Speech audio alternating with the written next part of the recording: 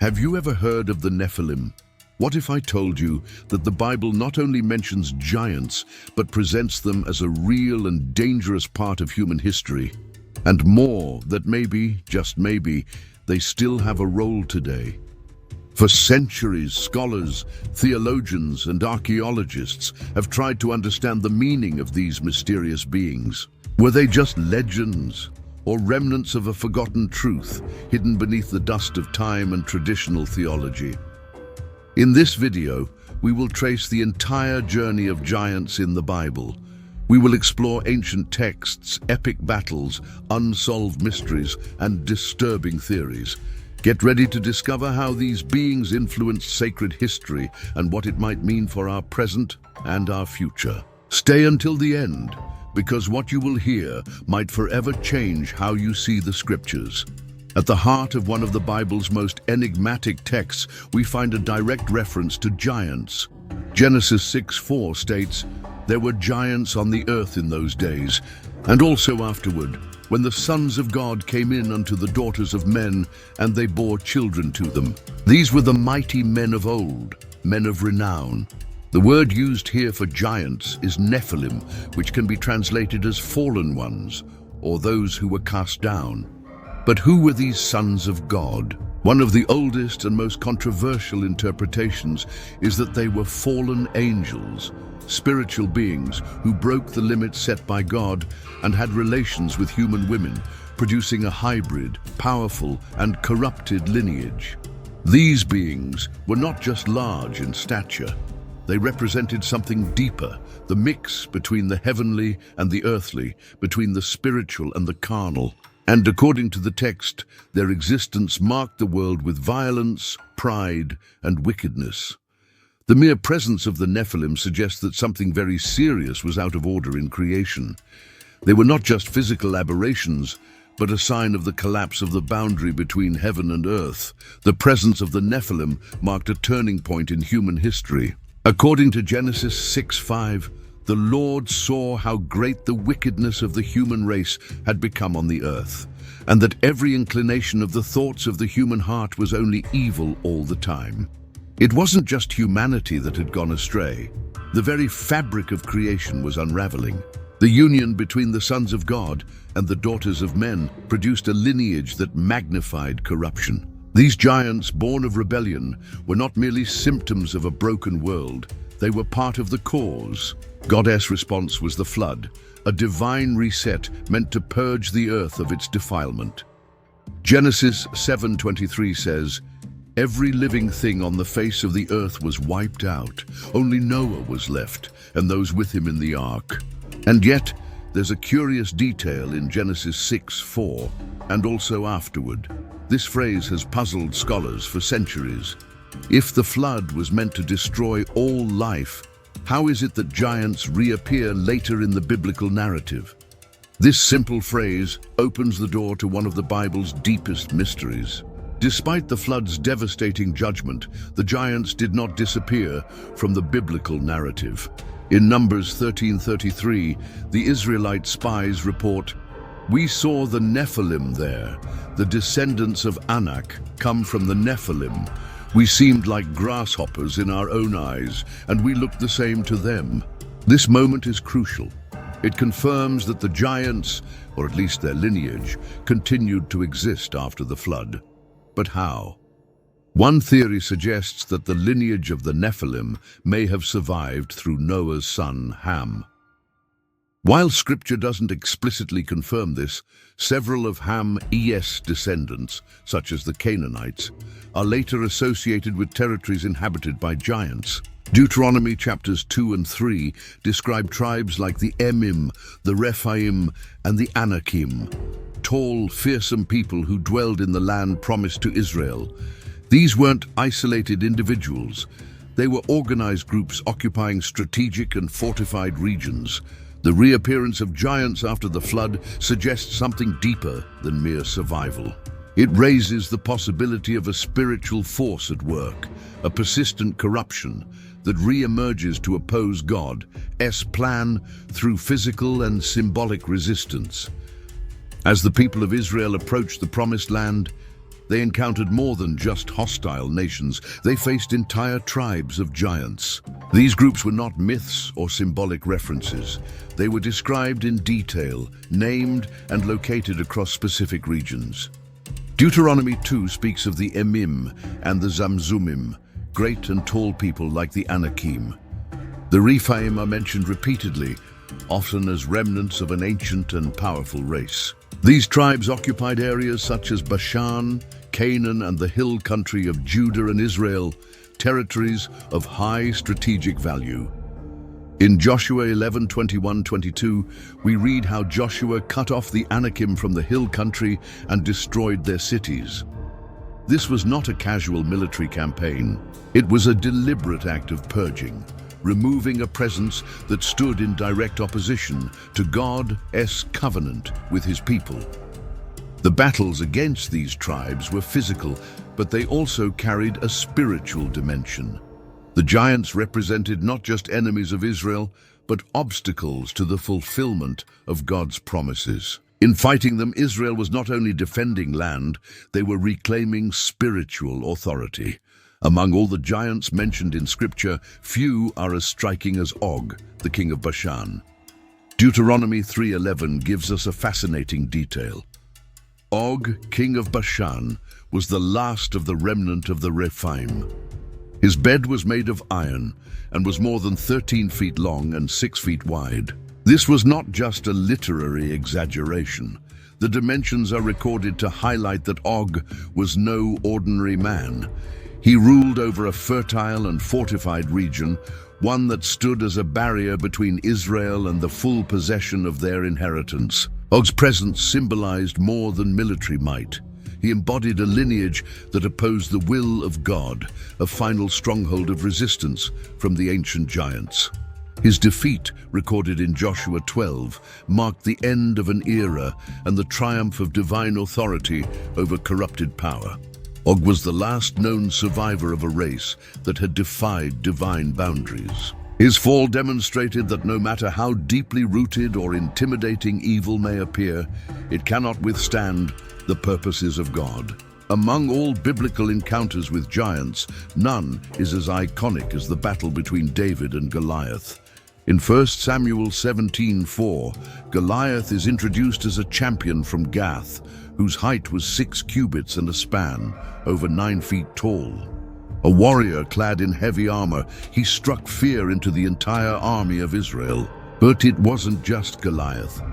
2 Samuel 21 mentions his brothers, other giants who also stood against Israel.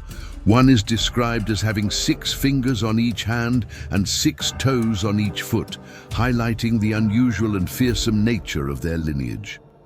David, a young shepherd with no military experience, faced Goliath not with sword or armor, but with faith. Armed only with a sling and 5 smooth stones, he declared that the battle belonged to the Lord. His victory was not simply a defeat of a physical enemy, but a declaration that God's power overcomes both natural and supernatural resistance. David's triumph was a spiritual message. The giants, no matter their size or strength, fall before faith, rooted in divine authority. It set a pattern that echoes throughout Scripture. The weak defeating the mighty when aligned with God's will. What if the giants of the Bible were more than ancient myths? What if they were part of a terrifying truth? A truth that's about to repeat itself in our time. Across the pages of Scripture, mysterious beings called the Nephilim appear, giants born from a union that defied the natural order. Their presence echoes through legends, ancient ruins, and even modern fears of a world manipulated beyond recognition. This isn't just about ancient history. This is about what might be unfolding right now. In this video, we'll uncover how ancient giants, worldwide myths, hidden archaeology, and end-time prophecy may all be connected. And more than that, we'll look at how this story affects you. Let's begin with one of the oldest and most disturbing mysteries in the Bible. Who were the Nephilim? In Genesis 6:1-4, we find a brief but chilling account. When the sons of God went to the daughters of men and had children by them, they were the heroes of old, men of renown. But the Hebrew word used here, Nephilim, is often translated as giants. According to this passage, these giants were born from a union between the sons of God and human women. But who were these sons of God? Many scholars and ancient texts, including the Book of Enoch, suggest they were fallen angels, rebellious beings who crossed a divine boundary. The children born from this unholy union weren't normal. They were powerful, violent, and corrupted. The flood of Noah wasn't just about human sin. It was also a divine response to this unnatural offspring, which had polluted creation itself. Yet somehow the Nephilim reappear after the flood. In Numbers 13:33, the Israelite spies say, "We saw the Nephilim there. We seemed like grasshoppers in our own eyes, and we looked the same to them." These weren't just legends. To the people of the Bible, they were real, and their story was far from over. The idea of giants isn't exclusive to the Bible. Across the globe, ancient civilizations told strikingly similar stories. In Greek mythology, the Titans were massive, godlike beings who ruled before the Olympians. They were powerful, proud, and ultimately overthrown by the will of the heavens. In Norse mythology, we find the Jotnar, giants who lived in Jotunheim and often clashed with the gods of Asgard. These were not just enemies, they were cosmic forces of chaos. Among Native American tribes, there are countless legends of red-haired giants. The Paiute people of Nevada spoke of the Site-Ka, a tribe of cannibalistic giants that once roamed the land. From South America to India, from Africa to Europe, cultures have preserved stories of enormous beings, some violent, some wise, but all unnatural. How is it that civilizations with no known contact shared such similar myths? One theory is that they were all remembering the same truth, filtered through time and culture. A truth rooted in an event so disturbing, it left a scar on human memory, the age of the Nephilim. Were these legends based on real encounters, or are they remnants of a forgotten war between heaven and the corrupted seed of earth? The overlap is too consistent to ignore, and it begs a deeper question. If all these cultures remembered giants, where did they all go? Across the world stand massive ancient structures that defy explanation. Take Baalbek in Lebanon. There lie some of the largest stone blocks ever quarried, each weighing hundreds of tons. Modern machinery would struggle to move them. How were they placed with such precision thousands of years ago? Then there's Stonehenge in England. Huge stones arranged in an astronomical pattern, transported from miles away, and no one knows how or why. In Egypt, the Great Pyramid remains a marvel of engineering, perfect alignments, mathematical precision, and stones weighing several tons, stacked to form a monument that has stood for over 4,000 years. Some researchers suggest that these structures required more than human effort. Could ancient giants, Nephilim or their descendants, have been involved in building them? Adding to the mystery are reports of giant skeletons discovered across the world. In the 1800s and early 1900s, newspapers in the United States published dozens of accounts of skeletons over 9 feet tall, unearthed from burial mounds. Most of these findings were dismissed, disappeared, or discredited. Some claim the Smithsonian itself destroyed or hid these bones to protect accepted historical narratives. While mainstream archaeology rejects these theories, the stories persist, because people sense that something doesn't add up. Are these ruins silent witnesses to a forgotten race of beings? If so, what happened to them? Where did the giants go? The answer might lie in the battles fought after the flood. After the flood, the Bible records several encounters with giants. One of the most well-known is the battle between David and Goliath. But Goliath wasn't an isolated case. He came from a lineage known as the Rephaim, survivors of the ancient giants. In Deuteronomy 3:11, we read about King Og of Bashan, a man so large his iron bed was over 13 feet long. He was one of the last of the Rephaim. The Israelites, under divine command, fought and defeated him. The conquest of Canaan involved more than just taking land. It included the eradication of tribes linked to these giants, Anakim, Zamzumim, and Emim. Each group is described as tall, strong, and terrifying. But did they all vanish? Or did some survive and blend into other nations? Some believe the giants were completely wiped out through divine judgment. Others suggest they went underground, literally or metaphorically, hiding in remote regions or interbreeding with humans until they faded from memory. One thing is clear. In the biblical narrative, giants often symbolize rebellion against God. They are the physical embodiment of corruption, unnatural beings born from disobedience. Their destruction marked not just a military victory, but a spiritual cleansing. And yet the story might not be over, because Scripture warns us what was before may return. Jesus warned in Matthew 24:37, "As it was in the days of Noah, so it will be at the coming of the Son of Man." This suggests that the conditions before the flood, when giants roamed the earth, might return before the end of the age. Many Bible scholars believe the Nephilim or their influence could reappear in the last days, but in different forms. One possibility is the rise of spiritual giants, demonic forces and strongholds that oppose God's kingdom more aggressively than ever. Another theory involves modern science. Advances in genetic engineering could potentially recreate or enhance beings similar to the Nephilim.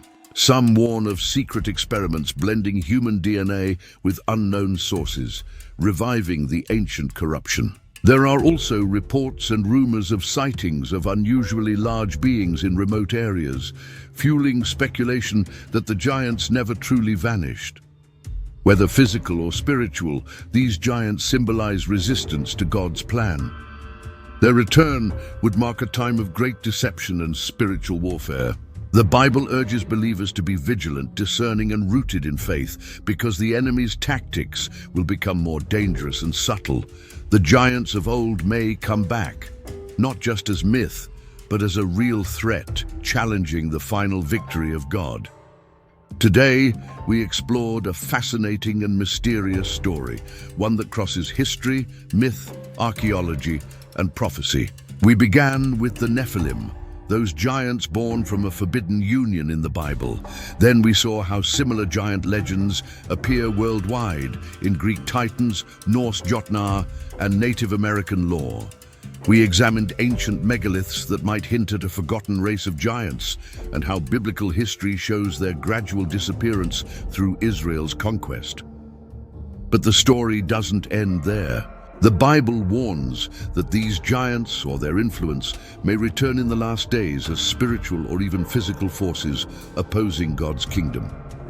Finally, we reflected on how this ancient battle speaks to us today, reminding us to face the giants in our own lives with faith and courage.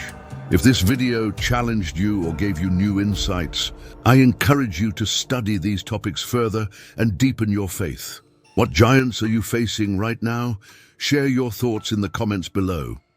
Don't forget to like and subscribe for more videos exploring the hidden truths of Scripture and the spiritual battles all around us. Remember, no giant is too big when God is with you. Thank you for watching.